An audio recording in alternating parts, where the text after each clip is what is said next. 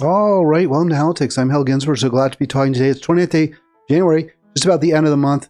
Ethan Wechtaluk returns to Politics. So glad to see you again, Ethan. How are you today?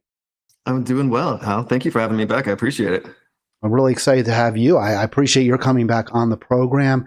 And I'm so psyched that you're running for Congress in the 6th District against two very obviously establishment-oriented Democrats. The current Representative April McClain Delaney, multi-millionaire. She's running against another multi-millionaire, the former Representative David Trone. It's really nice that we have an alternative in the Democratic primary in the 6th District. There's so many different ways to go, Ethan, but let's just start with this impending shutdown in Congress.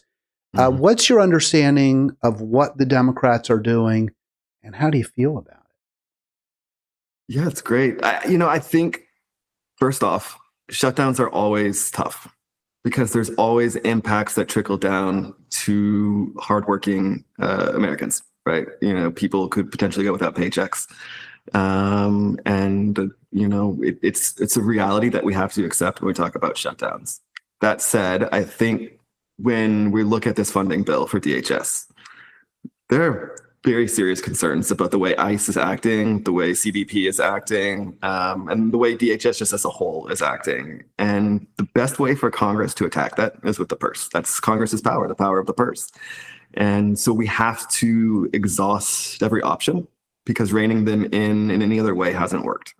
And so the Democrats are standing up. It's nice to see Schumer and the Senate Democrats growing a bit of a spine to hold the line this time and sit there and say that we're gonna exercise our power to hopefully put a stop to this. The question remains for me, how far are they gonna actually go, right? Is this, are they gonna just sit there and say, well, we're gonna push some, reforms like they've been talking about, body cameras, right? And the trainings. That's not what I want.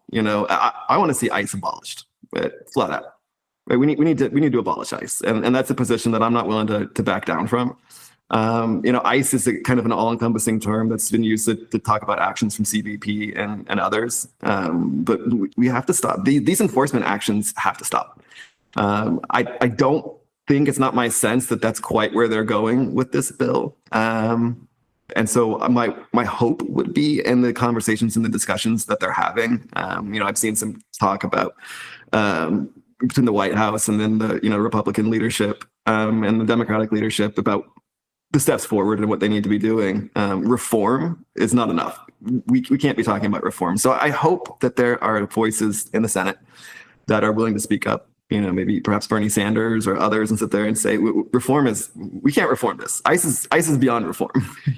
we have to have a serious conversation about abolishing ICE and starting over and developing a system that's. Oh, sorry. I stepped over you for a sec. Just real quick. No, you're not good. Yeah. You're watching Politics. Join us if you want to give us a call. 240-242-5646. Show's going to end just at 1 p.m. I've got to take my dog for physical therapy. People wondering about why I won't keep Ethan. Well, Ethan's so great. Why don't you keep him longer? Which I have heard for sure from viewers of the previous program. But today, Dolly has to come first. Well, she doesn't really come first, but she prioritizes me at 1. So let's, there's so much there. And I just put up on the screen, you were asking, this isn't the time, you said, for nibbling around the edges, for, body cameras sound nice, but my guest yesterday pointed out that the killer of Renee Nicole Good, he was using his cell phone as a camera. So it's, they have limited value, but he took issue with the idea of defunding ICE altogether, making the point that if we're going to have borders, if we're going to have enforcement, which he, was questioning, maybe we don't even need immigration laws, but if we have immigration laws, then we need ICE or something like ICE. What's your response to that? Yeah, I mean, we need some measure of enforcement. I don't kind of dispute that. It's humane enforcement, right? And it's ethical and it's humane. It can be done the appropriate way, and people can be treated as human beings. They can be afforded due process. They can be afforded rights. If they're detained, they can be detained, and given the proper conditions, and the system can treat them with dignity and respect. I think that's what people want, right? As an American citizen, when you go through the court system, that's how you're treated.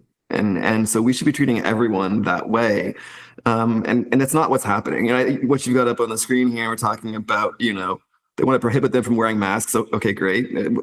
Wear them body cameras and proper identification. I mean, how would proper identification have helped Al Capretti when he was face down on the ground? Yeah, he wouldn't have known who was pulling the trigger and shooting him. So, it was Geraldo Campos who was strangled in an ICE detention facility, at the beginning of January. How would proper identification have helped him from being strangled and murdered? I mean, it was ruled a homicide by the medical examiners. So I see these measures, and these are half measures designed to maybe placate some in the base, but it's not going to solve the problem, and it's not going to bring us closer to a humane system where everyone is treated fairly and equally.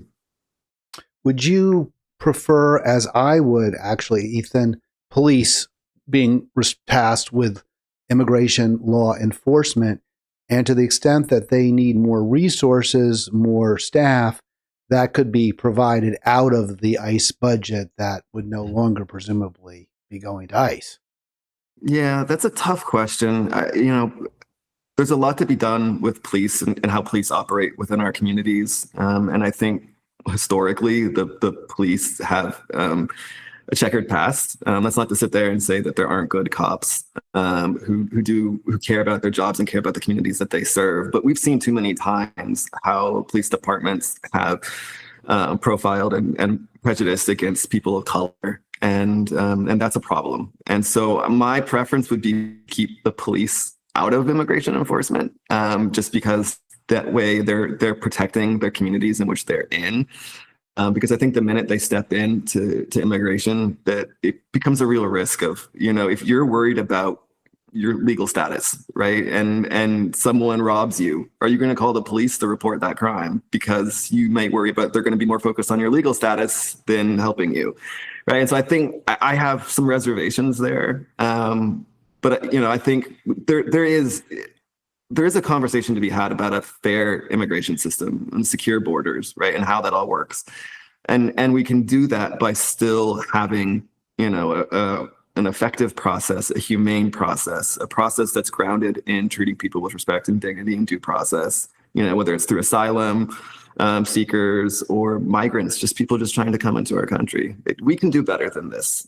We absolutely can. Many countries do around the world, and the United States, we want to talk ourselves about, the shining city on the hill and bring us your poor huddled masses. Well, that's not what we're doing anymore. And, we're a nation of immigrants. I'm descended from an illegal immigrant myself, someone who smuggled, snuck into the country. And I go back and sit and think about that. I'm not going to be profiled because I'm white.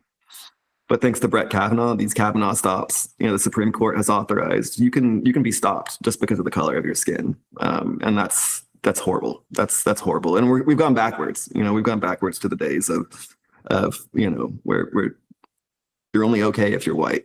And that's not an America that I want to live in. All right, Ethan Wechtaluk with us on politics, running for Congress in the 6th District in the Democratic primary. It's going to be June of 2026 this year. Please do subscribe if you haven't yet done so we can continue to grow this channel. Would really, really appreciate that. You said something, Ethan, that I hate to backtrack, but sometimes I do, but at least provide evidence contrary to what I had said about having police be responsible for immigration law enforcement. I remember interviewing a sheriff in Monterey, well, the sheriff at the time in Monterey County, California, when I lived out there. And he said he wanted no part of immigration enforcement, none. He said, when we investigate crimes, we don't want the witness, we don't want the victim, the complaining witness to ever be worried that we might be looking at them, we might be challenging them, we might be arresting them, that we want people to feel totally secure coming to the police. He said he went to the governor of the state, I think it was Governor Brown at that time, asking that any requirements that when you apply for a driver's license be lifted, any requirement that you prove citizenship be lifted, because he wanted everybody who was driving on the roads to have a driver's license, to be insured, and that if you put immigrants in fear of going to the DMV, then they would be more dangerous drivers. They'd be more likely to flee scene of an accident, and people who were hurt, would not be covered by insurance, at least by the driver. So I thought that was a really interesting point, a really great point. I'm not going to totally abandon my theory that police could enforce the law, but it would have to be a separate division that's completely, distinct from regular law enforcement, and that is tasked, not without even access to the files that the police have. Now, that said, Trump and despite saying he wants to de-escalate, what his home and his borders is saying is, well, yeah, we'll de-escalate as long as you give us all your law enforcement records, as long as you give us access to your jails, to Minneapolis and Minnesota, and also we want your voter rolls as well. It's unacceptable, and all of it is unacceptable. The voter rolls got to me, just yesterday with the raid in Georgia. Fair and open elections are the cornerstone of our democracy. It's the cornerstone of any democracy. And the threat that in that letter that Bondi sent, where she talked about, wanting the voter rolls, it's hard to say that anything is the worst of all of this. All of this is awful. You can't grade which of these, decisions and which of these acts that they're making are the worst. But that one got under my skin. I really did, because there are serious concerns about these upcoming elections, the 2026 midterm elections. Are they going to be fair? Are they even going to happen? Right? There's some sense that people are talking about, well, they're not going to happen. Trump's going to try to find a way to shut them down. And so seeing that they're coming for the voter rolls is terrifying. And what are they looking for? What are they trying to find? What are they hoping to find? Is it all about immigration? Is it about something else? Right? It's a concern. It's all a concern, but I don't like the issues with the voter rolls. It's easy for us on the left to wring our hands and complain about Trump all day long. But your election coming up is actually against Democrats, not against Trump, not against the Republicans. How do you think that faction of the Democratic Party, which in many ways seems ascendant, is doing with respect to confronting Trump, and specifically McClain Delaney? I think she voted in support of some of his requests earlier in the first year, and now she's backtracked a little bit. Do you trust her and or David Trone to stand up for the people of the 6th district when it comes to Trump's overreaches, his violations of the due process rights of the people of the district, and also immigration, protecting immigrants? Yeah, I think my opponents are genuine when they say they're committed to fighting Trump. I don't know the extent to which they're going to follow through on that. I think we've seen that from already some of the votes, to vote for the Lake and Riley Act and vote to thank ICE from April. So, but I do think that they mean that. I think there's a disconnect when you talk about when someone who's incredibly wealthy, how they feel in the current climate versus everyone else. People who are wealthy are insulated from the struggles of everyday Americans, and they have this wall that they can put up. They don't live the same life that we live. They don't live the same life that the people listening right now live. And so when they talk about fighting and pushing back, how far are they going to take it? Are they going to take something that's going to hurt their portfolio? Are they going to take something that's going to hurt their bottom line? I have questions on that, and I think a lot of people do as well. So I think they're genuine when they say they want to fight Trump, but fighting Trump isn't enough. And we all want to fight Trump. Everyone center left wants to fight Trump. We all agree that that's a problem, but that's not the only problem that's going on. He's a symptom right now, but the disease that we have, if you want to call it a disease, it's a strong term to use. But affordability, accountability, and how do those things play into it, and how those directly affect our communities? I mean, that's what I'm running on: affordability, accountability, and community. Right? We have to get back to that. And so there's so much that can be done to make our communities better. that have nothing to do with Trump and have nothing to do with decisions that he's making specifically. Some of these decisions predate Trump, even the first Trump administration. Some of these are longstanding issues. I mean, a lot of people have lately pointed out, well, let's go back to Reagan. Reagan was the place where all this started, right? And I think maybe that's true. Sometimes it even goes back farther than that. So attacking Trump is great. That's the bare minimum, right? What we should expect from any candidates. If I'm going to push back against Trump and his agenda, great. What else are you going to do, right? And I think that's where I have a clear platform. I have clear things that I believe in, but I don't know where my opponents fall on a lot of these issues. Well, even the issue, and you mentioned, by the way, that these are affluent folks. These are people, I mean, at the top of the tree, meaning McClain, Delaney, and Trone. And you said, they're not in the same place. I mean, they have a lot more. Let's put it one way: they have a lot more to lose if they stand up and they yell too loudly. I saw this. I was watching this movie last night. It was about the Holocaust. Actually, it was about France during World War II and the occupation by the Nazis. And they talked to a British pilot who had been shot down, and he talked about who helped him. Because he was also acted as a spy. He didn't get back to England as quickly as possible. He was sort of there to also become a spy.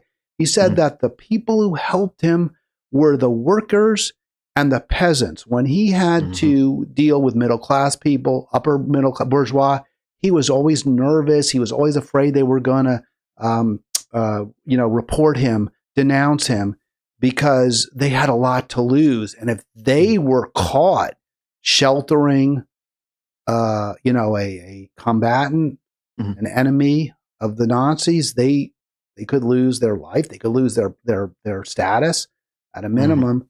And so we see that today, that the law firms, the colleges, these institutional folks, they're going along to get along. Yeah. That seems to be exactly what you're talking about with McClain, Delaney, and Trone. Yeah, it's when you build something like they've built for themselves, you're constantly living in fear of losing it, because once you get used to it, you don't want to lose it. And then on one level I get that, but on the next level, everyone has something to lose. I have a beautiful family. I have a wife. I have 3 kids, and I have a ton at stake. But I also know that I want a future and a legacy for myself. I want one for my kids. I want my kids to be able to grow up in a world that I recognize, that is a world that's going to afford them the opportunities. And I want them to know that their dad did everything he could, that he fought as hard as he could. And if I have to lay it all on the line and take risks to do it for my kids, for everyone in the 6th district and everyone in the country's kids, that's what I want to do. Because that's what it means to serve the public, and that's why I'm running. I'm prepared to put it all out there, and there's a risk. And do I accept that risk? Yeah, I accept it, and that's why I'm running. But yeah, there's a risk for all of us. I think it's just a case of, are you willing to roll up your sleeves, to get dirty, to fight, to dig in the trenches, right, and do that. And I know I am. I'll leave it up to my opponents to say whether they are. That's awesome, man. That's awesome, Ethan. The question of immigration enforcement here in Maryland is not an academic one. We can look at Minneapolis, we can look at Portland, Oregon, we can look at Chicago and wring our hands and decry what's happening, but this is also happening here. Tell us about what's going on in Maryland right now and your involvement, by the way, in trying to stop it. Yeah, I'll say and quote Martin Luther King and paraphrase briefly: an injustice for one is an injustice for all. So it's easy, like you were saying, to look at what's happening in Minneapolis and think that's half a country away and we can wring our hands of it, right? The reality is starting February 1st, ICE agents in Maryland are expected to surge, so from 15 to 200. And it's already happening. We're already seeing enforcement. Just yesterday, ICE agents descended on the Motherland restaurant in Hagerstown, part of the 6th district. Doing enforcement activities. So we're seeing it already in our communities. I know there was a report a little over a week ago of ICE agents in Cumberland, Maryland, also in the 6th district. And it's only going to get worse, and we can't ignore that. We have to keep pushing back. And I know everyone's tolerance for fighting back is different. the reality is in the 21st century, everything's recorded. There's cameras everywhere. So we saw what happened to, Renee Good. We saw what happened to Alex Preddy. And so it's justifiable to be scared. But the more the people stand up, the more the people to continue to speak out. Those of us with privilege, like myself, the more we continue to fight and push back. That's the only way we stand a chance, and we have to use that privilege to help the people who don't have privilege. But there's very real concerns, and I question, in Frederick County, for instance, Sheriff Chuck Jenkins works in cooperation with ICE, the part of the 287G program that you were talking about, and they benefit financially from that. So they have no incentive to stop, and that's been a real concern for people in Frederick County. Can they trust the sheriff, right? To be on their side, like we were talking about earlier. Montgomery County doesn't participate in the 287G program, but I think people are still rightfully worried. So I have serious concerns about what this surge is going to look like in Maryland. There are great groups on the ground. Montgomery County IRC is one of those, specifically works in Montgomery County, and I know Frederick and Washington County groups are expanding and getting established, but they have fantastic resources available. Everything from ICE Watch to report ICE sightings to legal aid to clothing, healthcare, food, everything that you could possibly need. There are fantastic communities of people who are designed or set up to help those impacted. So we're fighting back in so many ways, and anyone who wants to fight back, there's a way out there, right? Even if you don't want to get out and protest, you don't want to risk yourself, you don't want to, be out there yelling and screaming at ICE agents, but you can knit. Hey, it's cold outside. People need hats, people need scarves, people need gloves, right? There's an opportunity for everyone to do something right now as we come together as a community. So I want to see more from our elected officials emphasizing that. Let's come together as a community. The administrative tasks to shut down ICE and the things are going to take time. And as much as we need to keep pushing there, there's an acute, situation on the ground that we have to address. And that's where the communities are stepping up. And I would love to see more from our elected officials to support those communities stepping up. Yeah. Again, we need more leadership from our elected leaders. We do see some. I mean, it's not like there's none, but we need more of it.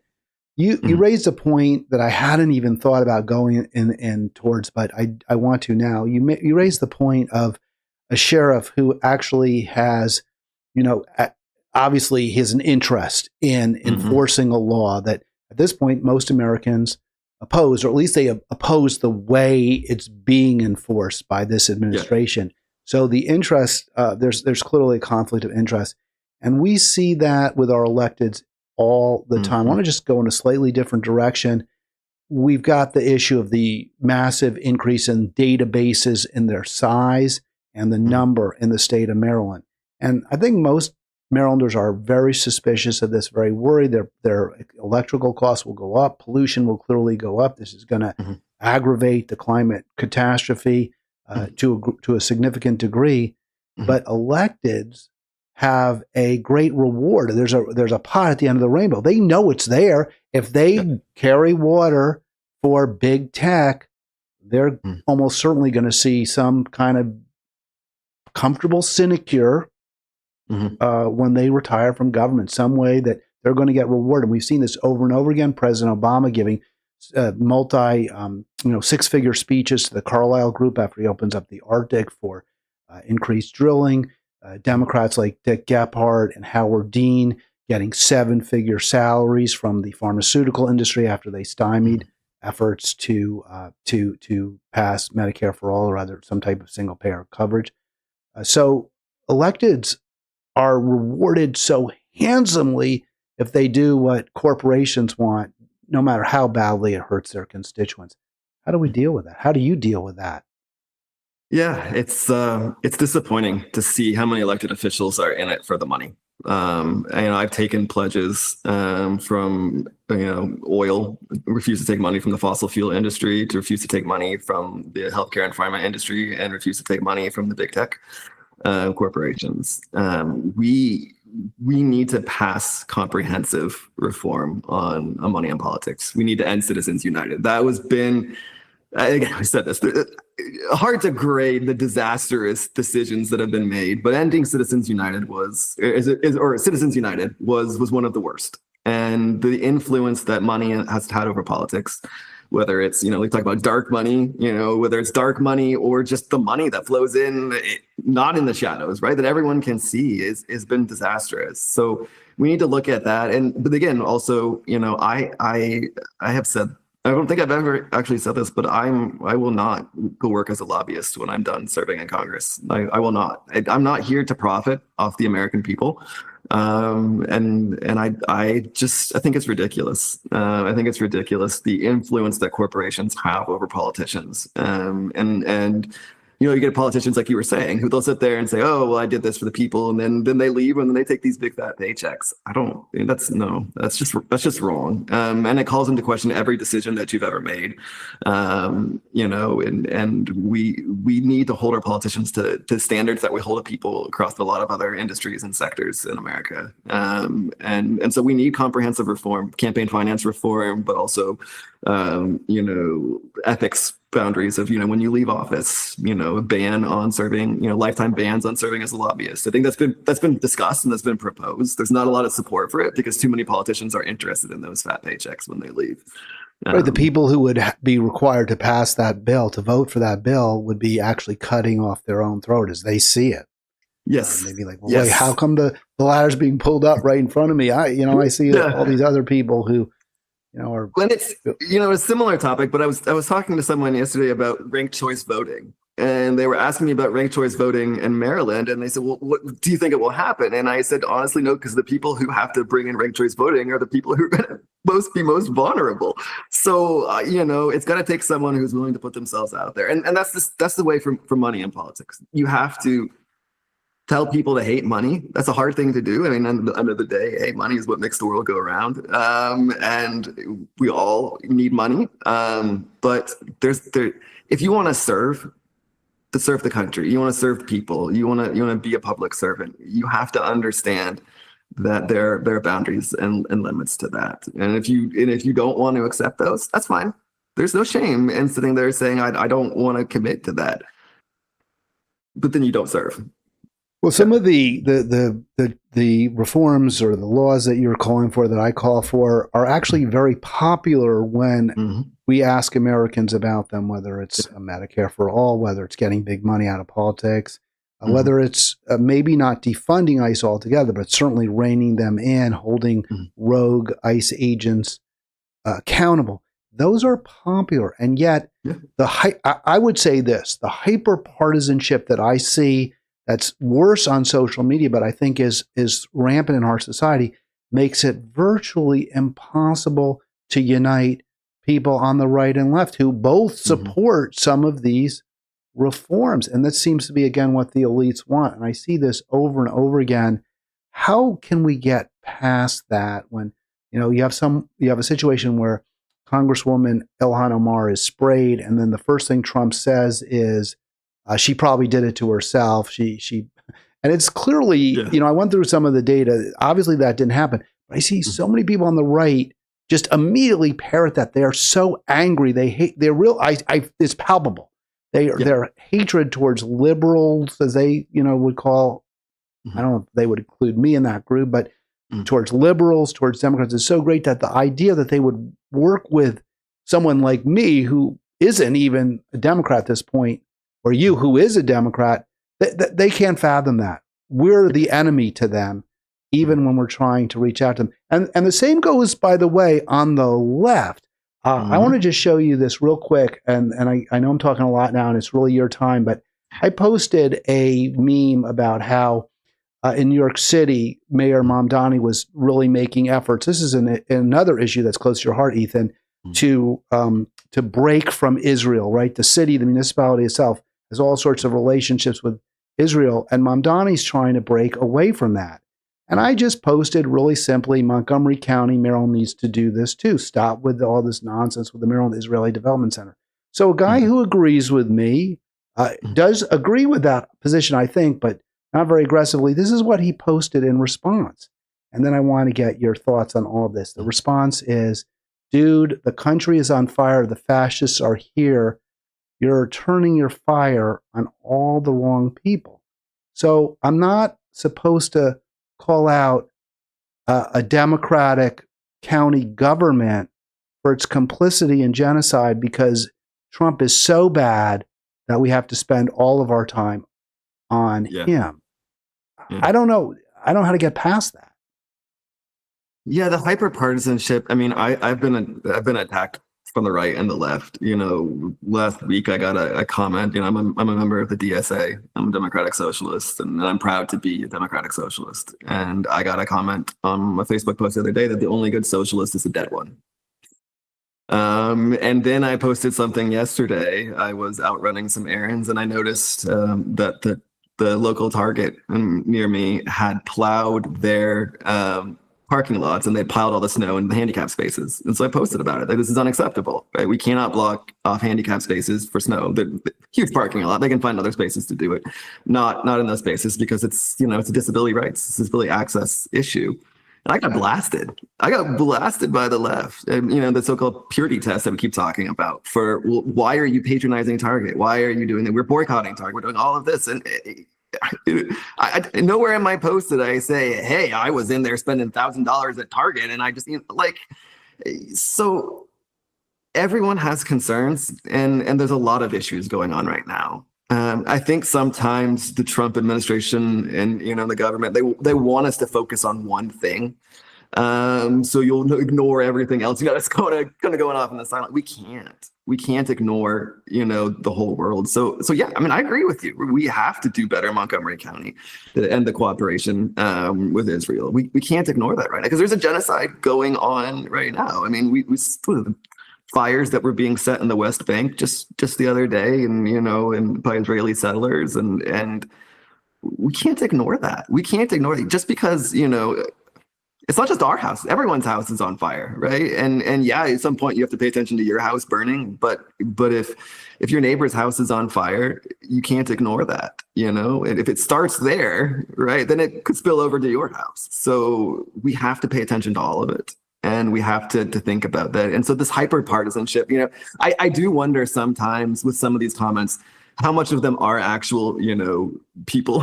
Some of them are bots designed to stoke, and there's very real concerns about, the influence, and that's where holding big tech accountable, right? Meta and X and other platforms, they have to do better to control this. There's a platform that's developed an ICE list, a wiki ICE list to track ICE agents. Meta has blocked that link from being shared. Yeah, I agree. I think big tech has stake in keeping us divided, and they promote memes and comments that are very divisive, that pit people against each other based on class and income rather than shared interests, economic interests. It's very, very frightening. Well, I think that's clearly the case, but at the same time, it's kind of working, and I don't know how we, not completely. I mean, I saw this poll too. I don't want to show this. I saw this poll. Do you think that taxes used by ICE have gone too far, have not gone far enough, or been about right? So Democrats, every single one says too far. I was amazed. 87%. Now this poll, it's certainly not scientific, but yeah, it's people who are on the same web group or in the same Facebook group who apparently are supposedly trying to solve problems together. 87% of the Republicans said it's either not far enough or it's about right. This is after we see them killing Renee Nicole Good and Alex Preddy in cold blood. I think again, I'm going to get back to this, is this palpable hatred towards the left, or what they perceive, which so isn't really the left. Is there a way to get past that, Ethan? I want to say yes. I'm gonna. I want to be. I want to be, a realist. But I also have to have a dash of optimism. We do have to find a way to turn down the rhetoric, and have honest conversations. It's not going to be easy, and honestly, hell, I don't know if I have the answer to sit in that magic bean that I can plant in the ground. We're going to grow a beanstalk, and we can all come around and sing kumbaya and solve our problems, right? I don't have that. I don't propose to know how to solve this, but we have to find ways. And I see things like this, and I wonder, where people get their news, where people get their information, and if you pull someone out of an echo chamber, right? If you pull them out of Fox News, if you pull them out of the OAN or Newsmax, or pull them out of whatever Facebook groups or X lists that they follow, and you expose them to something different, would they still feel the same way? I think there's very valid, and again, that goes back to big tech and what big tech is allowing, what big tech propagates, but also what mainstream media does. I don't want to rail against mainstream media too much, but journalistic integrity has gone out the window, and we have to hold our journalists to a higher standard too of what the information that they're sharing and reporting. This both sides, playing both sides of the fence, this whataboutism, right? It's unnecessary. I mean, Alex Preddy was murdered, and to sit there and see, major national outlets sit there and instantly being like, well, maybe let's look at this. No, he was murdered. He was murdered in cold blood, and so we have to hold everyone accountable. That's tough to do. And I don't, the government's role in that, there's serious questions about government overreach, and where is the government, where can they step in, and where should they not step in, right? Because you don't want to get, I'm a firm believer the government should have no influence over media, right? The minute the government starts influencing media, we become state-controlled media, and then everything goes out the window. But I do think that's where the general public can start holding our journalists accountable and shaming them. Sometimes it just has to be shame, right? And like I said, we're talking about the backlash I got about Target. We're boycotting Target. Well, boycott CNN, boycott the New York Times, boycott the Washington Post, and people are, right, and continue to do that. And expand. But this is the thing. I want to interrupt. There's a real cost. If you boycott any of those organizations, there's a cost if you boycott Target. There's a lot of folks who depend on Target. Target has reasonably priced items that are decent quality. And if you don't go there, you may not have a similar option. Now, for me, I can go to Costco, I can go to Target, but other people don't have that. So you hurt yourself. And you say, is this really the worst thing what Target did? I mean, I see a lot of people of color working at Target. I don't want to get into the rights or wrongs there, but to make that your litmus test, I think is a little bit, to me, is overreach, shall we say. And I don't want to get into an argument about that. You boycott the Washington Post, you're going to reduce your understanding of what's happening in the DMV. I mean, they cover it better, more thoroughly than anyone else. And what's your option? The Baltimore Sun, which is owned by Sinclair Group now. So, I mean, we have to recognize the power that these media influencers have and media outlets have, but also to demand purity when it comes to something of that nature, I have a problem with. I want to take issue with something you said. I'm not letting you talk for a second.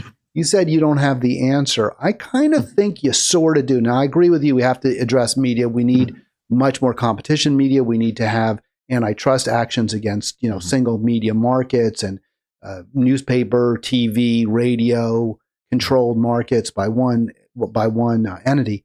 But a huge step forward, I believe, would be doing what you want to do in Congress, which is delivering for poor, struggling, and working people.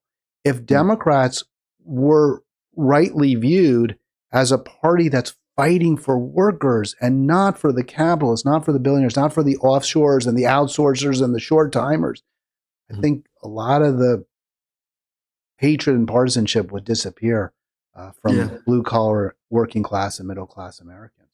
I think you're right.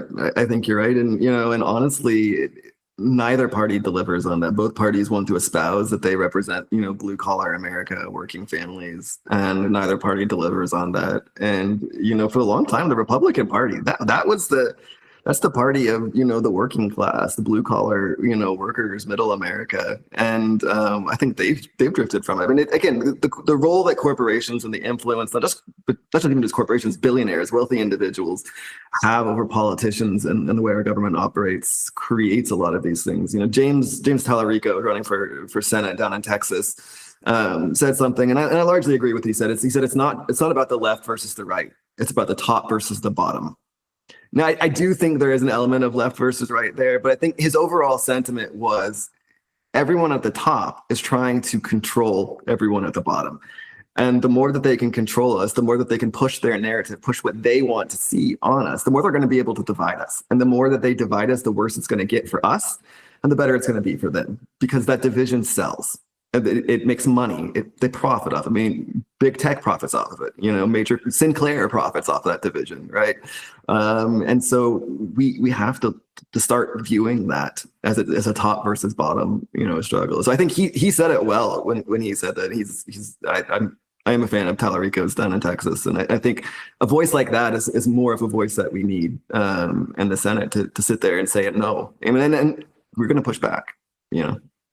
I think that's the real conflict. Sure, the elites distract us and demagogues distract us with cultural and social issues, which often have great import.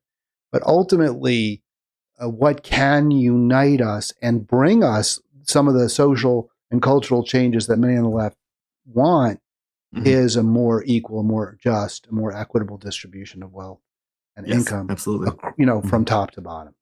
I think that has to be the answer. And we saw that American history is replete with examples. Most recently, 60, 70 years ago, civil rights movement, that occurred at a time when America was more equal in terms of economic and wealth and income distribution than it's ever been before or since. That was the 30s, 40s, 50s, 60s. That was when we were the most equal. And by the way, even then, income inequality between blacks and whites was reduced. It's gone up after civil rights with massive slashing of tax cuts for massive tax cuts for the billionaires and rich. They weren't even billionaires, very many. Now there are, and that's harmed black people despite civil rights. Yeah. So let's talk about Maryland. Go ahead. You had a final comment, please, and then we'll talk. I just agree. I agree with what you're saying. Yeah, we've done it. We can get back there. Ethan, for Maryland, I'm not letting him talk enough. I gotta stymie myself here. You're running for 6th District Congress in Maryland. What are the Maryland specific challenges? And I just put this on there as like a hint that you want to address, and that you in Congress would be the appropriate person to address. Yeah, one of the things that this is getting at right here is the impacts on Maryland's businesses, and I think some of this is federal policy. I think there's elements of state and local policy, but Maryland is a very expensive state to live in. But we know this, and a lot of small business owners have felt this, all too well. And small businesses are the backbone, of our economy, and we need to treat them like that. We need to treat small businesses for what they provide to us. So we need to look at ways that we support small businesses with targeted grants, loans, low interest loans, and support for entrepreneurs. We have to help them kind of grow. And another thing we look at is, we talk about the influence of corporations. Corporate America gets bailed out over and over and over and over. And the small businesses that we have, they don't get that same treatment. They don't get that same respect that corporations do. So we need to streamline the process for how we handle small businesses, reduce the paperwork, reduce the reporting requirements, reduce the licensing requirements. And that way our small business owners, they can focus on building the businesses, and when they build those businesses, they help their communities, right? We need less Kroger's, we need less, Safeways and Giants, and we need more local grocery stores. We need, less, Subways and McDonald's and more local restaurants, right? And we need a less CVS, and we need those corner drugstores. And all of that starts with the regulation, the red tape, and then creating opportunity. And it's not just, it's opportunity for everyone in a community. So when you walk into your corner store, the people who work there, they look like you. They share your values, right? That's what we want to see. And, and for entire generations that are aging, that's what they grew up with. My kids, they don't know that. Their version of a drugstore is CVS. Their version of the grocery store is Wegmans. And don't get me wrong, I love Wegmans, right?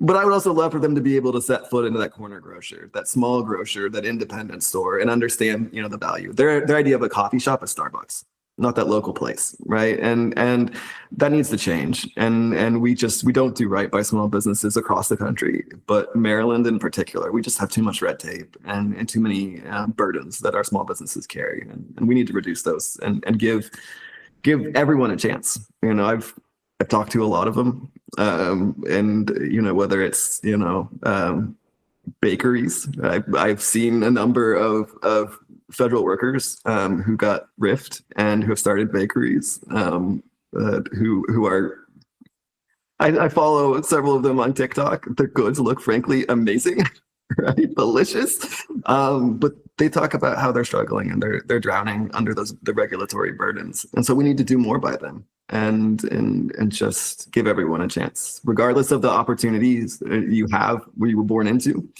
You should have an opportunity to start a business and pursue that dream. Yeah, no, 100%. And I would note a big challenge for people who start their own businesses is healthcare. So incredibly expensive. Yeah. And it keeps people tied to employers who don't treat them the way they should be treated, who don't pay them the way they deserve to be paid, who don't provide them with the opportunities that they would like to have. But they are terrified, understandably, that if they leave that job, they won't be able to afford healthcare. They won't have it. This is why your support for Medicare for All, I think, is such a game changer for people in 6 when it comes to who they choose to vote for. Yeah, I've supported Medicare All from day one. It wasn't a pivot for me. This has been something that I have been a firm believer in universal healthcare and single payer systems for a long time. And the benefit that it provides to the average American speaks volumes, right? And it's being pushed down by so many people at the top, right? This top versus bottom. And honestly, if they want to go out and get private insurance, go ahead. But for too many of us, that cost is, I pay $1,300 a month for insurance through the Maryland Health Exchange. $1,300 to cover my family, and that's for a bronze plan. That's not even outstanding coverage. So I was going to say that doesn't sound that expensive compared to. It's not. People are paying $5,000 a month. Families are paying $5,000 a month. I couldn't afford to pay $5,000 a month, so we had to go with a lower level plan with less coverage, right? And so when I talk about affordability of healthcare, I live it. I understand what it is, and then it's not just what you pay every month in your premiums. It's your deductibles, it's your co-insurance, it's your co-payments, right? Your out-of-pocket maximum, what you have to spend before the insurance fully kicks in and covers things, right? It's a burden that too many Americans shoulder, and you're right. It stops people from taking a chance to go out and say, I have this great idea. Oh, I so want to go do it, but I can't afford to quit my job because I'll lose my dental insurance, lose my health insurance, lose my vision insurance. I'll lose my benefits and all of these things that tether people to corporate America, right? And we as elected officials and looking at that, there's more that can be done to help people to go out and live their dreams, to do that. And Medicare for All is where it starts. Even putting aside the benefit for the individual, for the family, you were talking about, and based on that headline I put up, which I'm now scrambling, desperate to find, put it back up there. Small businesses, right? The impact of federal policy changes, how it's harming small businesses. The cost of healthcare is prohibitive for small businesses. It's not just that people who want to start their own business, they would have to pay for their own healthcare. If they want to employ people, you often have depending on how many you have, you either are required to provide healthcare for them or you want to. I mean, a responsible business owner doesn't want uninsured employees. No. But I can tell you myself, from having been a small business owner, the cost is just so staggering that you have to choose, either employees or out of business, or employees with health insurance and out of business. It's either employees without insurance and you can run your business, or employees with insurance and you can. I mean, it's that significant. A company like a Target, we mentioned, Microsoft, whatever, they can afford that for their employees. And they also know that if they're paying it, their a competitor, a challenger, may never be able to raise its head up because they'll be out of business because of the cost. So the fact that we don't have Medicare for All actually hurts small businesses. And I would love to see a movement, and I don't know why we haven't, Ethan, of small and medium, family-owned businesses that come together saying we need Medicare for All. Yeah, I would love to see it too. And it's amazing to me because you're right. And the other thing that I would say for small businesses is FMLA. That's one of the things that's important to me, is an expansion of the FMLA to guarantee leave for a variety of situations. So whether you're you're pregnant and you're going to have a baby, or you're caring for a loved one who's sick or ill or, or injured and things like that.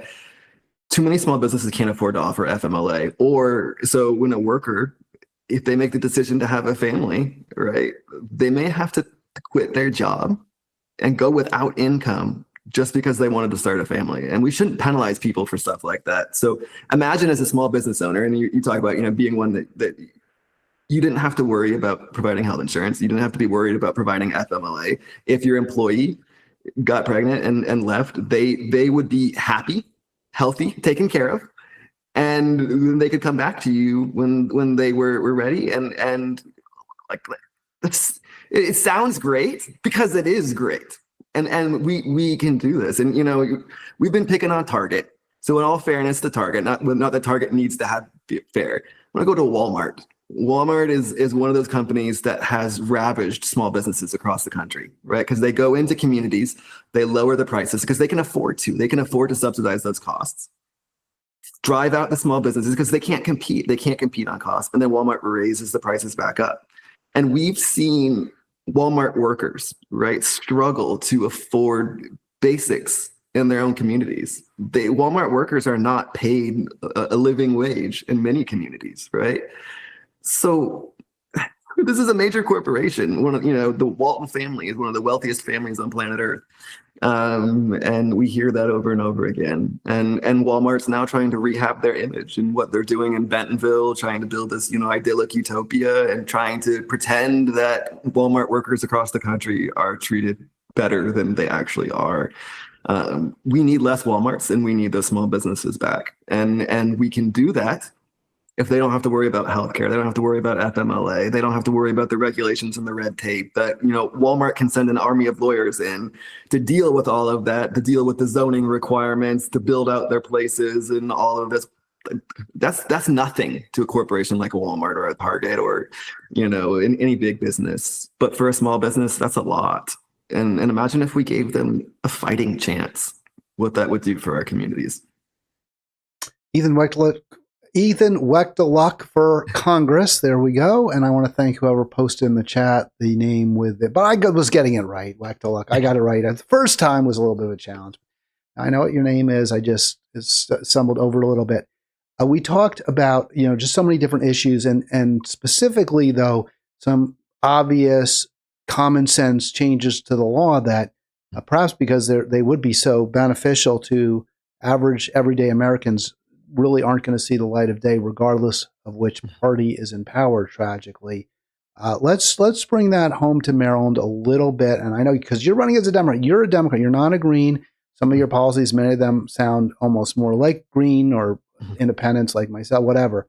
Well, I guess I'm a Green now too. But we're seeing here that there's basically Maryland has become a one-party state with Larry Hogan, who was considering a challenge, but never actually formally announced to Governor Moore, is not going to challenge him.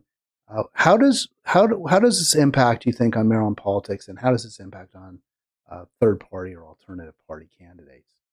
Yeah, I have strong feelings on the two-party system in this country. We need more. We need a third party. We need a fourth party. We need a fifth party. We need to have the diversity of thought and opinions and not be tethered to this two-party structure where, even someone like myself who is on the, the periphery of the Democratic Party, really, because I don't hold, establishment, viewpoints. Larry Hogan did some good things for the state of Maryland as governor. I didn't agree with him on a lot of policy decisions, but he did do some good for the state of Maryland. And I was curious to see if he was going to run. And Wes Moore simultaneously has also done good for the state of Maryland. But there's also a lot of things I don't agree with Wes Moore on. And in many ways, I think my disappointment with Wes Moore lately has been how he has drifted back towards corporations, right? And his embrace of that. And we've seen the conversations we're talking already about data centers and his view on the data centers and how they hurt our communities and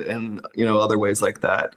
I think it would be good for the state of Maryland to have a viable challenge to Wes Moore. If nothing else, to hold Wes Moore accountable.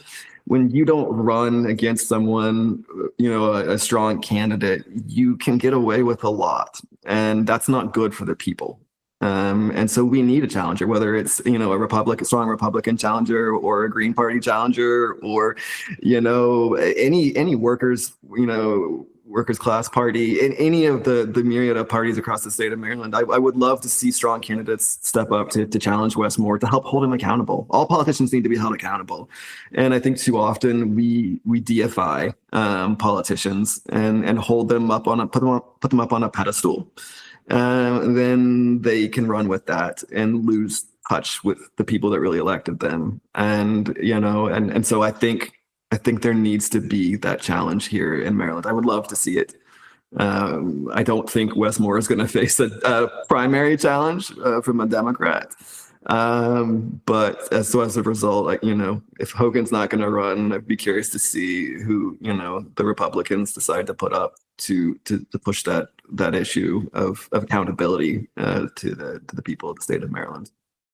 Well, you mentioned earlier, Ethan, the Citizens United decision, and is that a big reason that we don't see more challenges to incumbents, to corporatists, because it's just that difficult to raise money when a billionaire like a Miriam Adelson can bankroll on her own pretty much Trump's presidential campaign. I mean, there's just it's just that hard to break through, and somebody else can just buy all the ad time on TV they want, which is very expensive. Can buy gazillion lawn signs and YouTube I'm running ads on a now. shoestring budget, and when I saw that David Trone had filed his finance report, and he has put $5.5 million of his own money already into his campaign coffers and already spent $1.8 million. So David Trone has spent more money on this race in 3 months than I have made in my entire career.